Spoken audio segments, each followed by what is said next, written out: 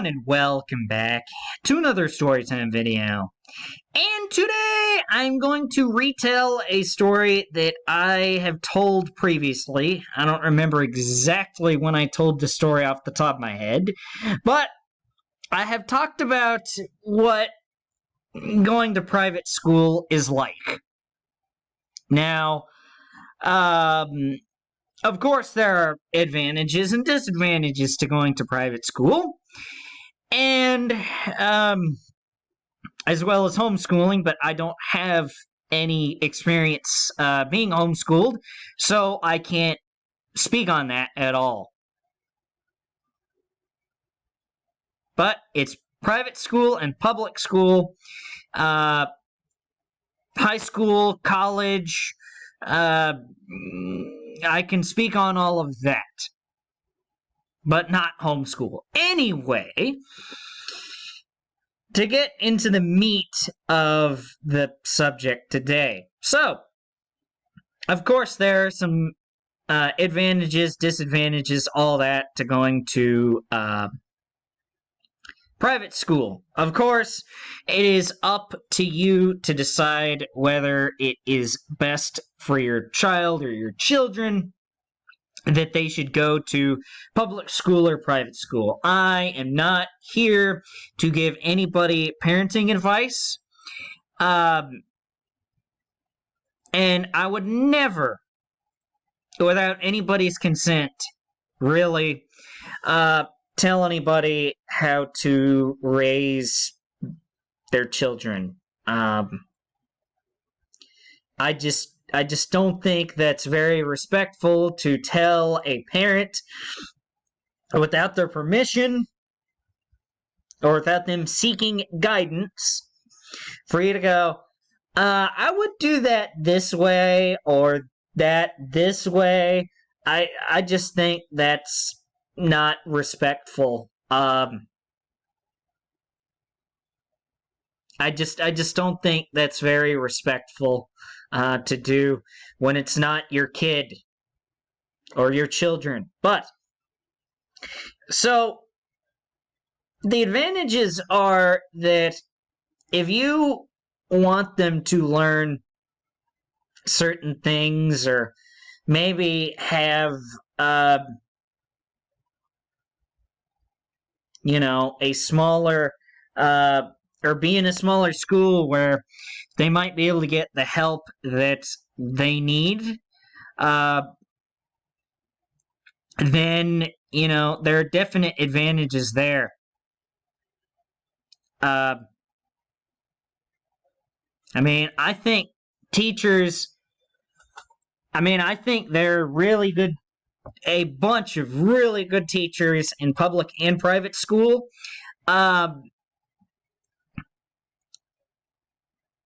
And so I don't want to knock one particular, private or public school. And I am a bit biased because, biased toward private school because I spent, if you don't count my time in college anyway, if you just count my time in preschool all the way through the 8th grade, and then my time in high school, which is what I'm basing this off of, because college is a whole nother matter. That's a whole different matter there. But so I spent 2.5 times as much time in private school as public school. And the way that it generally was is that I would have, at least in private school, I would have, starting in the 3rd grade, so for the last 6 years of private school, I had three occasionally, primarily 3 teachers, occasionally 4, but primarily 3 teachers throughout that whole year, and they wouldn't change. But in high school, I might have 4 or 5.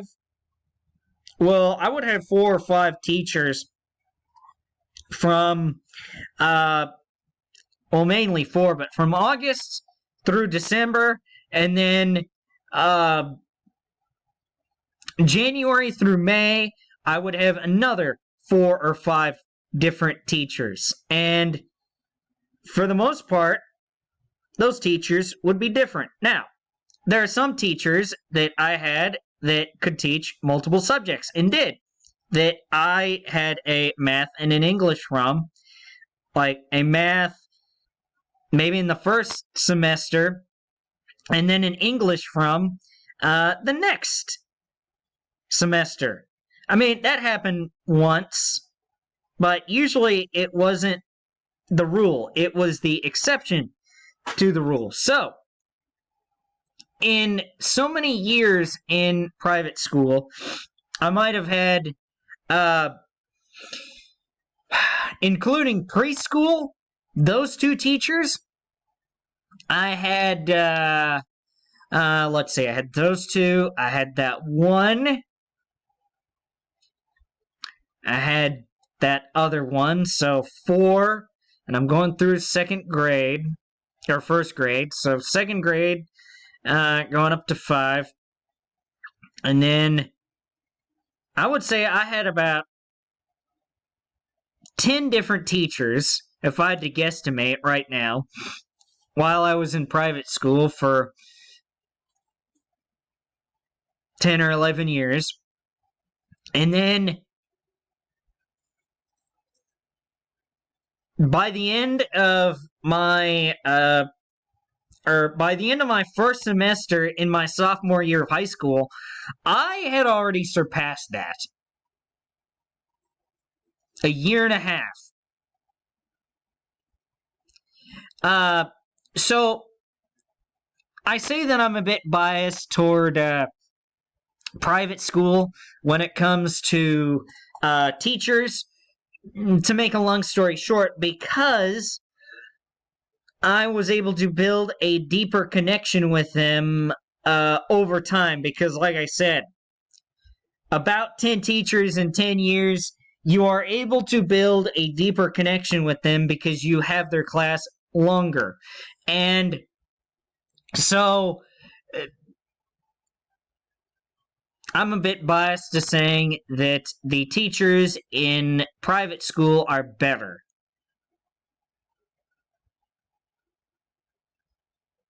I wouldn't necessarily agree with that, but in terms of building connections with your teachers, which is really one thing that I love to do, if I can, is just build that connection, because they're trying to help you learn in whatever subject they're trying to teach. And if you can, utilize that, well, if you can realize that and utilize that to your advantage, then, some teachers absolutely eat that up. But, yeah, so in terms of lunches, the lunches were just a little more high quality. Well, they were higher quality in private school. Now, I think I've talked about public school lunch in a different story time before, like, I don't know, a couple years ago. I think early 22. So if you want to watch that, then just go ahead and do that. Anyway, so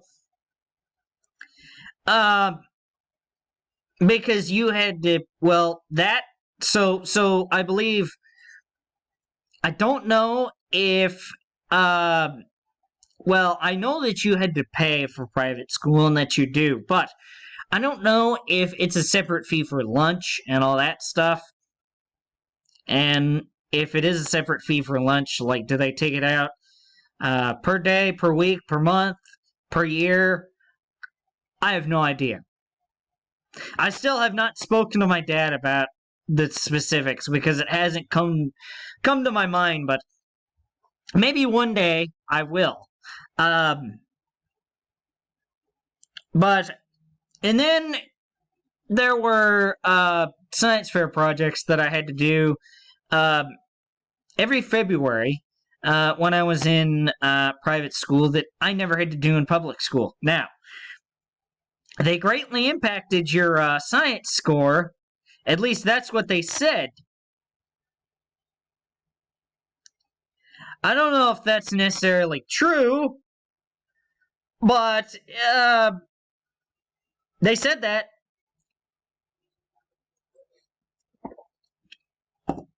They said that it impacted like 70% of your grade, but there were kids that had a not that good a science fair project, whether they didn't care, they didn't know how to do one. Well, looking back on it, some of those weren't really good that I remember. But uh, they never failed any sort of uh, science class that I know of. At least they were able to move on to the next grade.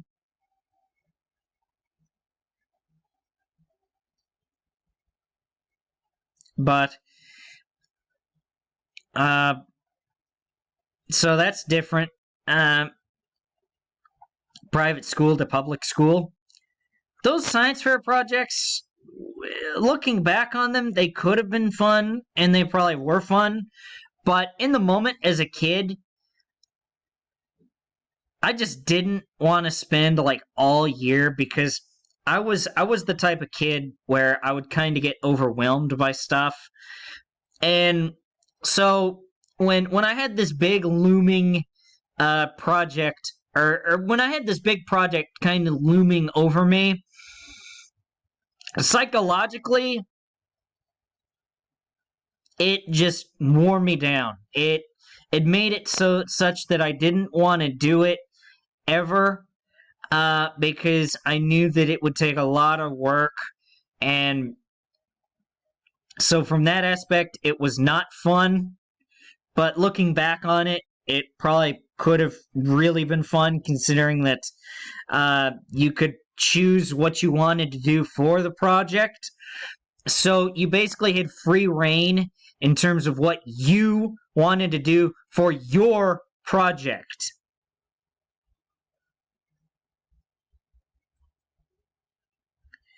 And at the end of every school year, let me get okay. Let me not get to the end of the year real quick because I just remembered, which I remembered a few minutes ago, but it just popped back into my head. So, if you guys went through your junior year of high school, then you guys probably took an ACT.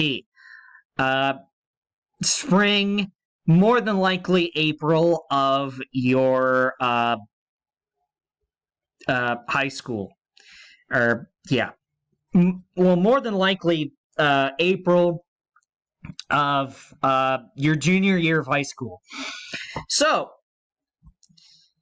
we had something that we took in the first week of March. So we probably would have taken it, well, the first or second week. So we probably would have taken it last week if I was still in private school going to this school.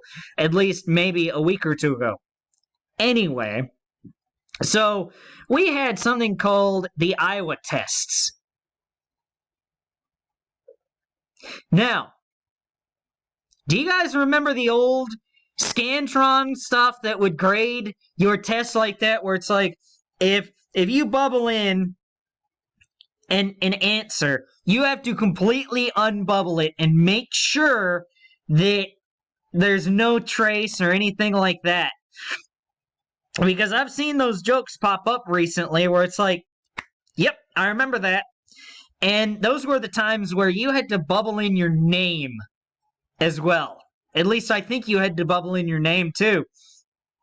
And my best friend throughout private school, his name, or his first name, was very long.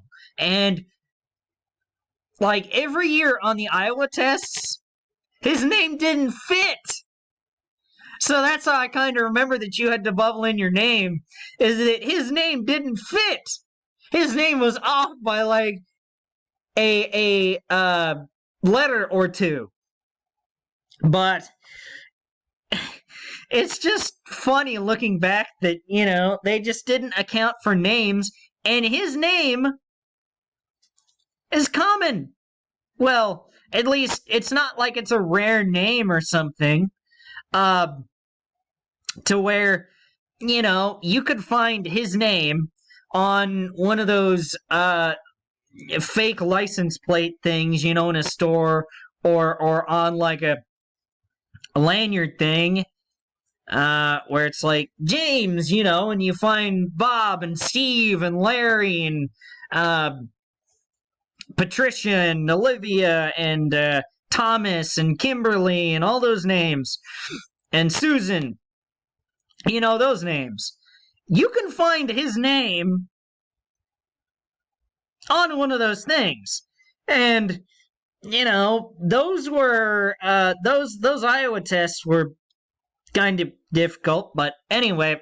So, and then final thing I want to say is that always at the end of the year, we would have a day or two within the final week of school where we would have a field day, and where we would have various activities and you could do anything. And the way that they had it is that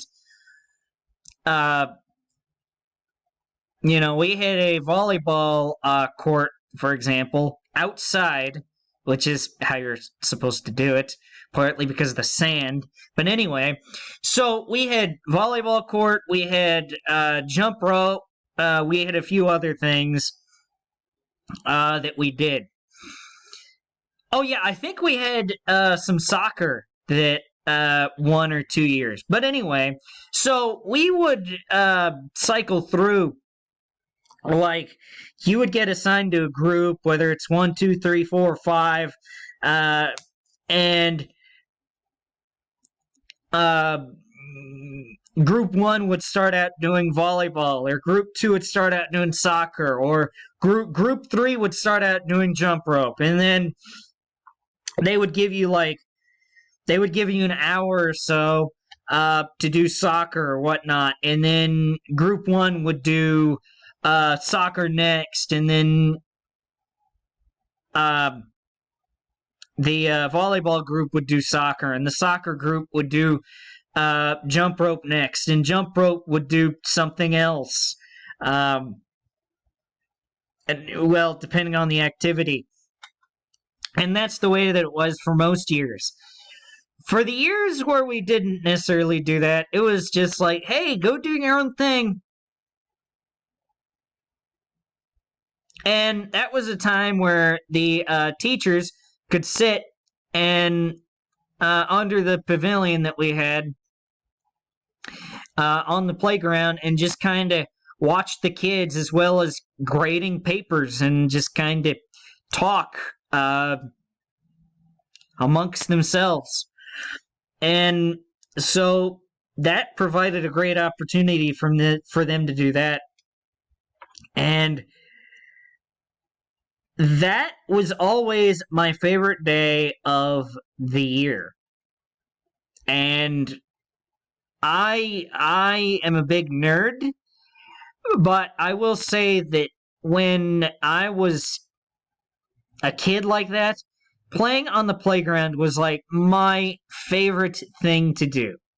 Of course, I loved being in the classroom, but I loved being out on the playground, being able to play, run around with my friends, and do whatever else. But yeah, that's what that's what private school is like for me. Of course, I'm sure it's different person to person, but that's the way that it was for me at the one private school that I went to. I will conclude this with saying that unfortunately, that school, after I graduated from there, shut down. Like, it has shut down since I've left. Uh, which it was a really sad day whenever I heard that it was going to get shut down. I remember where I was and what I was doing when I initially heard that it was going to get shut down. I heard it from somebody that I spent some time with there, and yeah, it was sad to hear that they shut the school down, but the building is still used sometimes, so it's not like it's demolished. But to me, no matter what that building is, or no matter what ever happens to that building, it will forever, and this goes for the preschool too, that is not connected to the building where kindergarten and 8th grade, or through 8th grade takes place in, but those two buildings, especially the bigger building, kindergarten through 8th grade, will forever be known to me as that school that I went to private school too. But yeah. And CS guys, I do believe that will do it for this storytime video and select storytime video. I will see you later. Goodbye, guys! Thank you all for watching, and